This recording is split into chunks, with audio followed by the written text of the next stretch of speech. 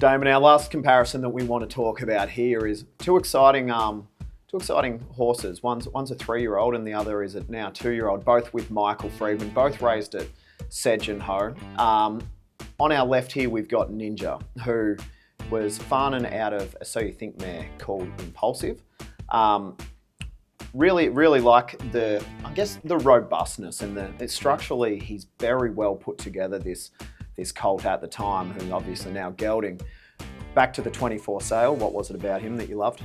I just wrote runner on the catalogue when he came out. I love the fact that he's by Farnham, another first season sire that we're always attracted to taking a punt on. Farnham was a predominant Golden Slipper winner, but I like the fact that this boy was out of the So You Think mare, which meant he probably had a little bit more scope than a lot of the Farnhams and was going to get a little bit more better as a 3-year-old. So I loved his physical conformation and I love the pedigree mix in him as well. And then when you look over to the right, we see the hound here, and we'll talk about Wootton Bassett in a minute, but also out of a Lonhro mare called Tesneem. I think comparatively, neither of these horses are big, strong, colty brutes, are they? It's not like the two that we saw being King Kirk and the Two Darn Hot Colt earlier. They're sort of both structurally well balanced and use themselves well. Absolutely, they both again good walkers. There's a bit of a theme and trend going on here. We like good walkers, good attitudes, and from good farms. And both of these colts are from Sedge and Ho, one of the premium breeders in the country. If I could just say on Sedge and Ho, think Jolly Star, Amelia's Jewel, King Colorado, and King's Legacy, all bred at Sedge and Ho. What a track record they've got. So we've now got Ninja, who's been to the track 3 times. He won his second start by 11 lengths or something outrageous, and then he won at Rose Hill on a Saturday and has now been spelling return to work and making his way towards the 3-year-old Magic Millions. So he's certainly a horse that is on the rise, that didn't hit it as a 2-year-old, but is now coming through as a 3-year-old. I love the way Michael Freedman and the My Racehorse team have handled this boy. He won that first race by 11 lengths on a heavy 11. It was a very heavy track. Came to town and won again. And a lot of times they can be gut busters. So he's been eased up and put out a bit to prepare for the Magic Million races. So I think the handling of this horse has been impeccable so far. It's almost been a bit of a rinse and repeat when you talk to Michael around the hound. Everything he was saying about Ninja in the early days was quite similar to now what he's saying about the hound. A little bit backward, got a lot of growing to do, won't get to the track pre-Christmas. He's going to only get better as a 3-year-old. Is that what you're seeing? Absolutely, and his stallion Wootton Bassett, that's what his progeny do. They get better as 3-year-olds. And if I can just make a sad announcement, Wootton Bassett, who's an unbelievable international sire, unfortunately died yesterday. So this is a rare opportunity to get into one of his stock, because all I know is after these elite stallions die, the prices go up. So we're going to be very lucky to be able to buy another one of these for what we bought this boy at. Yeah, and just well said, just to acknowledge that, like, it is devastating news around Wootton Bassett. It's something in racing, you just can't take anything. You can't get ahead of yourself at all, can you? You have to respect every good thing that comes your way. Absolutely, you've got to enjoy the victories when they come. So obviously the hound has entered into rare air now, and we got him for 340,000, and that was a fair, we thought that was value even at the time of the sale, because Wootton Bassett's, they were averaging, 500 across the sale or something outstanding like that. Outstanding value, and I think where we did very well here, and he reminds me of a little bit of King Kirk, because they were both early in the sale. And when you strike early, the Magic Million sale just gets more expensive and more expensive. So we struck early and got him for, I've no doubt he would have made nearly double if he was on day 3.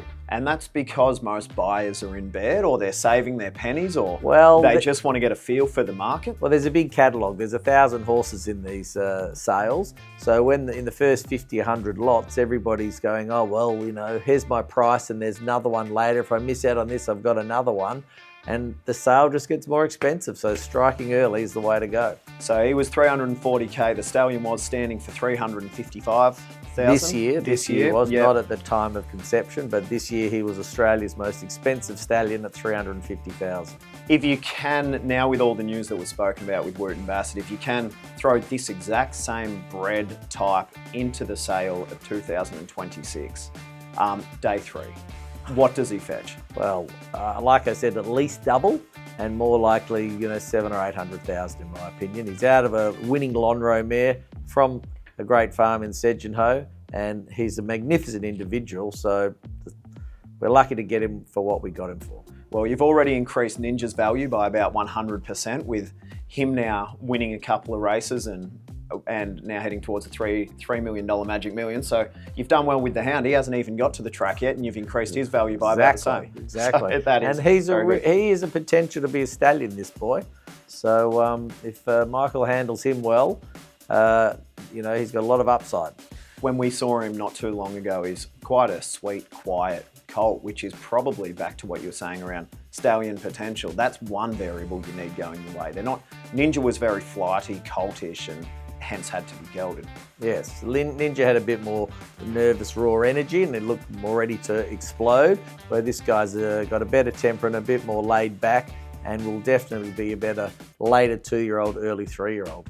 Damon, I want to talk about the hound's pedigree here, because you've mentioned it with the Lonhro mare, who was Tesneem, who herself was a $1.7 million yearling when she went through the sale. So lovely type.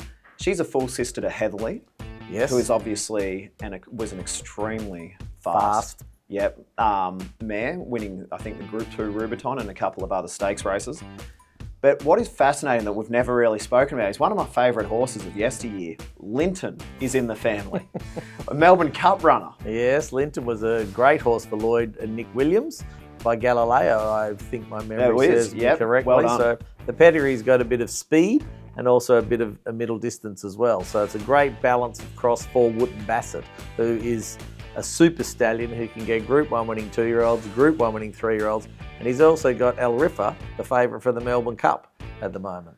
You know Wootton Bassett progeny quite well, because a lot of us, we see what they're doing in Australia as 2-year-olds now as they're entering their 3-year-old season, but as the Arcana rep, you're very familiar with what they do more abroad. Yes, I'm lucky to go to the French sales in Deauville twice a year, so I've been seeing the stock by Wootton Bassett from day one, from when they were first yearlings, and I inspected the stallion himself at Haras d'Étaram, where he stood, and he's a serious upgrader of a stallion. He started and got 23 mares in his first crop and got Group 1 winner in that small crop. And he's now the side of 71 stakes winners, including 16 Group 1 winners. He's just an upgrader, which is a rare thing in a stallion. You mentioned before around the hound has the speed in his family, but also a bit more distance. And that's reflective in his speed gene at a CC long, which, believe it or not, is the exact same speed gene as Ninja, also a CC long. So you see them both getting out to similar trips? Absolutely. Because Ninja is out of a So You Think mare, and Wootton Bassett himself, they both should be elite milers, in my opinion. When you look at the stables they're with, not only were they bought from the same sale, raised by the same farm, they're both with the exact same trainer in Michael Friedman.